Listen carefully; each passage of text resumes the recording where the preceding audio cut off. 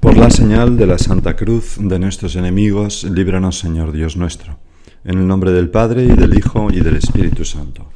Señor mío y Dios mío, creo firmemente que estás aquí, que me ves, que me oyes. Te adoro con profunda reverencia. Te pido perdón de mis pecados y gracia para hacer con fruto este rato de oración. Madre mía Inmaculada, San José, mi Padre y Señor, Ángel de mi guarda, interceded por mí. En el Evangelio de hoy se recoge una escena de nuestro Señor Jesucristo en la que hay una pequeña queja de Jesús.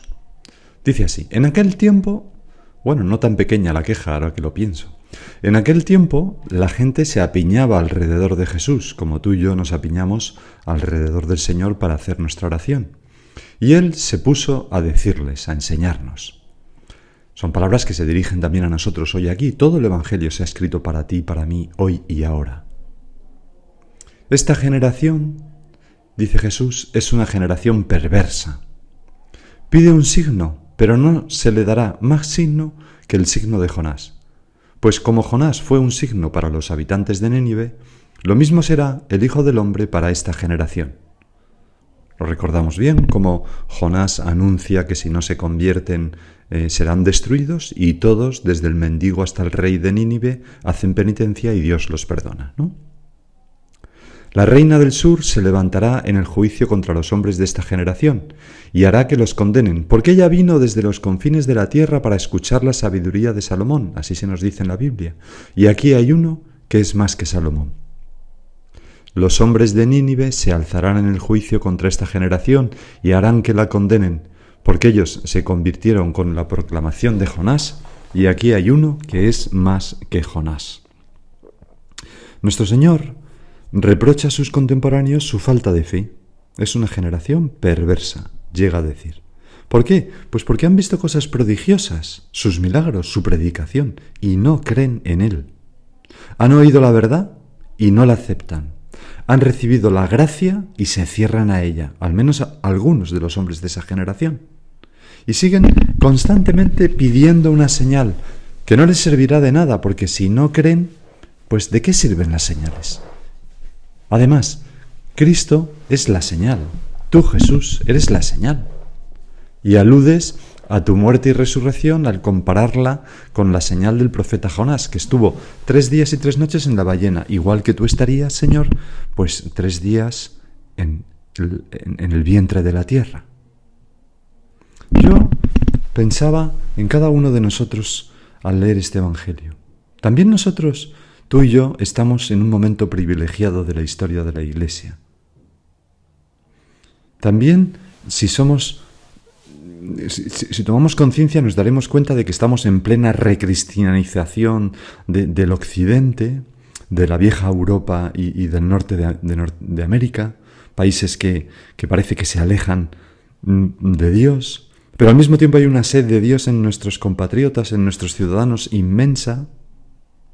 Nos damos cuenta, Señor, de que hay también muchos milagros. Basta ver las jornadas mundiales de la juventud o las conversiones. Por ejemplo, en Inglaterra, tantas conversiones al catolicismo y en muchos otros sitios. Todos nosotros vemos proliferar, ¿verdad?, pues iniciativas apostólicas que atraen mucho a muchas personas. Todos nosotros hemos oído tantas cosas verdaderas a través de la proclamación del Evangelio, a través de las enseñanzas de los papas. Recibimos muchas gracias. La vida de familia, el ejemplo de la entrega de amigos y conocidos. ¿Qué más queremos? ¿Qué más necesitamos para creer y convertirnos, para soñar con la expansión de la Iglesia desde nuestro lugar, con los medios que contamos? Todas estas son señales de Dios que nos dicen: hijos míos, estáis en buen camino, pero ánimo, id y predicad el Evangelio, no os durmáis. Tenéis un tesoro en vuestras manos, hacedlo fructificar. Creed en mí, el mundo no puede nada contra vosotros. Señor, ¿cómo anda nuestra fe, nuestra visión sobrenatural, nuestro optimismo apostólico, nuestro saber suscitar la toma de conciencia de la llamada de Dios en muchas almas? A veces se ve esto mismo en algunas instituciones de la Iglesia, ¿no? Como la primera generación normalmente de cualquier fundación pues es entusiasta, joven, con fuerza, llenos de fe y empiezan, pues se extienden con fuerza, ¿no? Y luego la segunda, tercera generación pues tienen como esa obligación de responder con la misma fe, optimismo, con la misma conciencia de estar en las manos de Dios. Es algo necesario. Pensaba en un suceso ocurrido en 1942. Era una tarde y tuvo lugar en la calle Jorge Manrique 19, en un chalet que hay allí. Estaba el fundador del Opus Dei, San José María Escrivá, con 3 mujeres jóvenes, Encarnita Ortega, Lola Fisac y Nisa Guzmán. Eran 3 mujeres de 20 y tantos años. Todo el Opus Dei femenino eran 10 chicas jóvenes. Y entonces San José María reúne a estas 3 en una habitación en torno a una mesa camilla, con un papel que saca, empieza a dibujar y a anotar y les empieza a explicar el futuro, ¿no? Pues las mujeres de la obra se extenderán por los 5 continentes, montarán colegios, trabajarán en universidades, montarán dispensarios médicos, centros de capacitación para la mujer, centros rurales, y empieza a contar un panorama inmenso.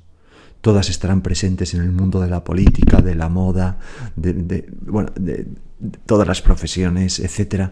Y claro, en una época en que las mujeres pues tampoco estaban tan presentes en todos los ámbitos de la sociedad, era el año 42, y en España. Y entonces, cuando va contando todas estas cosas, estas 3 chicas jóvenes se llenan de vértigo y empiezan a poner cara de decir, pero padre, nosotros somos 3, ¿cómo vamos a hacer esto? No es que lo dijeran, pero... Y San José María se da cuenta. Y entonces cierra el papel donde ha ido anotando esas cosas, lo mete en el bolsillo de su sotana y les dice, ante esto se pueden tener 2 reacciones. Una, la de pensar que es algo muy bonito, pero quimérico, irrealizable. Y otra, de confianza en el Señor, que si nos ha pedido todo esto, nos ayudará a sacarlo adelante. Y después se calla, las mira de una en una, como intentando traspasar esa fe que los fundadores, ¿verdad?, tienen a veces, que es un don de Dios, ¿no? Intentando inundarles de su seguridad, y después se levanta, coge la puerta para irse y les dice, espero que tengáis la segunda reacción. Es decir, la de confianza en el Señor, que si nos ha pedido todo esto, nos ayudará a sacarlo adelante. ¿Y qué ocurrió? Pues que lo hicieron. Aquellas mujeres, esa primera generación del Opus Dei, fue capaz de hacer todo aquello que parecía completamente imposible. Y por eso me venía esta idea también al leer el Evangelio, Señor. La reina del sur se levantará en el juicio contra los hombres de esta generación y hará que los condenen porque ella vino desde los confines de la tierra para escuchar la sabiduría de Salomón. Y aquí hay uno que es más que Salomón. Los hombres de Nínive se alzarán en el juicio contra esta generación y harán que la condenen porque ellos se convirtieron con la proclamación de Jonás. Y aquí hay uno que es más que Jonás. Quizás no se levantarán contra nosotros los hombres de Nínive y la reina del mediodía, pero a lo mejor lo podrían hacer aquella primera generación que todas las instituciones de la Iglesia han tenido, ¿no? De gente que han tenido fe, se han fiado al Señor, han seguido al fundador con fidelidad y han hecho cosas increíbles. Y nos podrían decir a nosotros, pero bueno, ¿qué hacéis? ¿Qué hacéis con la Iglesia? ¿Qué hacéis con el Opus Dei, con cualquier institución? ¿Con qué fidelidad vivís aquello que nosotros vivimos? Que aquí hay más que Salomón, que esto es de Dios, aquí hay más que Jonás, esto es un mensaje divino. Porque, como decía el propio San José María, la obra de Dios no la ha imaginado un hombre. Es como si Dios nos dijera, bueno, pues las personas que no son de la obra pueden pensar, lógicamente, pues con la Iglesia, ¿no? Con el mensaje que nuestro Señor Jesucristo nos ha dejado. Todos lo podemos pensar con eso y con mayor razón, ¿no? Pues nos dice el Señor, habéis recibido esta herencia, no hagáis bancarrota. Señor, ¿qué vamos a responder? Pues que no queremos defraudarte, queremos vivir con ese mismo afán por hacer la Iglesia, las personas que somos de la obra por hacer la obra, con esa misma fe para superar los obstáculos, con esa misma confianza en el Padre, con ese mismo olvido de sí, vibrar con el mismo celo apostólico que da unidad a nuestra vida, con el que vibraron los primeros seguidores tuyos. A eso estamos, para eso somos cristianos. ¿Recuerdas aquel viejo chiste, malo, ¿no? Pero que están dos cogiendo setas por el monte y de repente uno de ellos encuentra un reloj Rolex, de esos que son tan caros. Y le dice, oye, un Rolex. Y el otro le mira enfadado y le dice, ¿a qué estamos? ¿A setas o a Rolex? Pues, ¿a qué estoy yo? En serio, ¿cuál es la razón de vivir?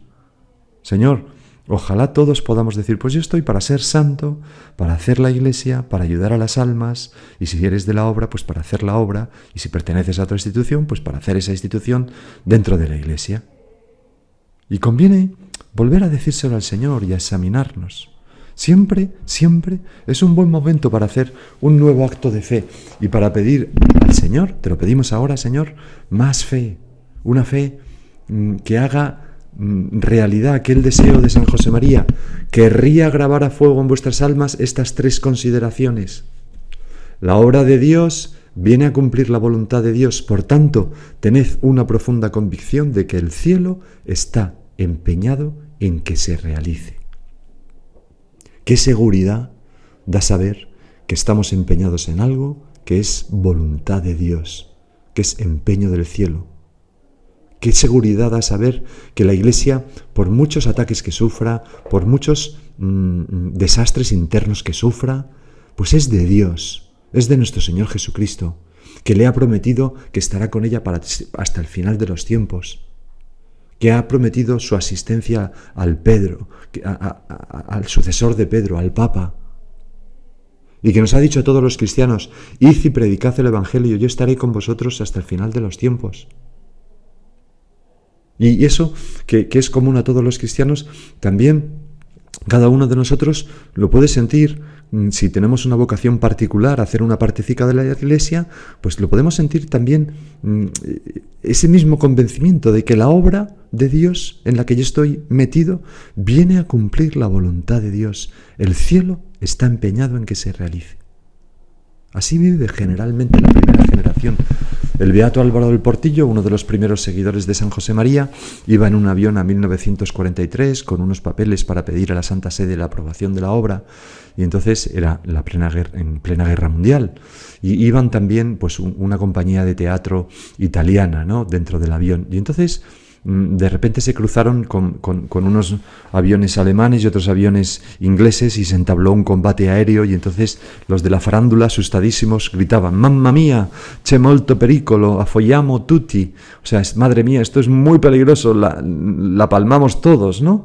Pero Álvaro del Portillo ni se inmutó y explicaba: yo tenía la seguridad de que no pasaría nada porque llevaba todos esos papeles para que la obra fuera aprobada.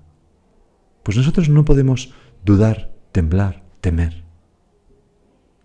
Y la segunda consideración que San José María quería grabar a fuego en nuestras almas era esta. Segundo, cuando Dios nuestro Señor proyecta alguna obra en favor de los hombres, piensa primeramente en las personas que ha de utilizar como instrumentos y les comunica las gracias convenientes. O sea, a ti y a mí, Dios nos ha comunicado las gracias convenientes para hacer lo que nos pide, para cumplir nuestra vocación. Como cristianos, los que sois padres de familia como padres de familia, en este lugar de trabajo, formando parte de aquella institución de la Iglesia, en cualquier lugar. No podemos decir: no, yo no puedo, yo no sirvo, yo no me veo capaz. No es verdad. Escucha al Señor que te dice: pues sí sirves, si quieres y te dejas. Claro que puedes, si eres dócil. Todos servimos. Nos lo dice San Pablo en la primera lectura de hoy, tomada del comienzo de la carta de los Romanos, Dice así: Pablo, siervo de Cristo Jesús, llamado a ser apóstol, escogido para el Evangelio de Dios, en el nombre de nuestro Señor Jesucristo, por él hemos recibido la gracia del apostolado, para suscitar la obediencia de la fe entre todos los gentiles, para gloria de su nombre. Entre ellos os encontráis también vosotros, romanos, llamados de Jesucristo, aunque no seáis judíos, aunque no seáis del pueblo elegido, pero habéis sido llamados por Jesucristo. A todos los que están en Roma, amados de Dios, llamados santos, gracia y paz de Dios nuestro Padre y del Señor Jesucristo. Pues eso somos tú y yo, amados de Dios, elegidos de Jesucristo, para hacer la iglesia allá donde estamos. Y Dios nos da las cualidades y la gracia necesaria para hacerlo. No podemos dudar. Y la tercera convicción que San José María quería grabar a fuego es esta. Tercero, esa convicción sobrenatural de la divinidad de la empresa acabará por daros un entusiasmo y amor tan intenso por la obra de Dios que os sentiréis dichosísimos sacrificándoos para que se realice. Porque, claro, hay que sacrificarse. Por supuesto que las obras de Dios se llevan adelante con sacrificio, con olvido de sí. San José María sacó el Opus Dei, esa parcelita de la Iglesia, a base de oración, de mortificación, de trabajo y de mucha fe. Y ese mismo camino lo hemos de recorrer nosotros, con entusiasmo y optimismo. Señor, ¿cómo ando yo de optimismo? ¿Me atrevo a soñar? ¿Cómo reacciono ante las dificultades, por ejemplo, en mi apostolado? ¿Me hacen sonreír al ver pues esa señal definitiva, esa señal de Jonás, la cruz, la Santa Cruz? In hoc signum vincit, en este signo venceréis, aquella visión, ¿no? Antes del... En una ocasión a San José María le concedieron una condecoración civil.